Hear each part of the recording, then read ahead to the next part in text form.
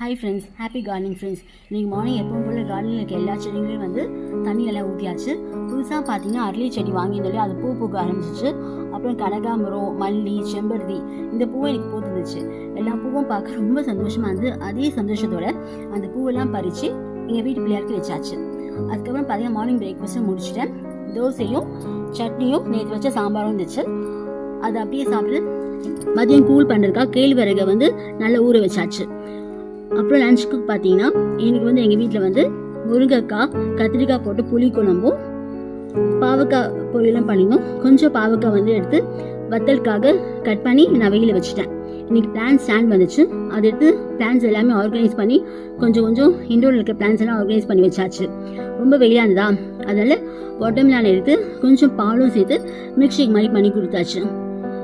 இதுதான் ஃப்ரெண்ட்ஸ் இன்னைக்கு பண்ண ஒர்க். நெக்ஸ்ட் வீடியோ பார்க்கலாம். பாய், டேக் கேர்.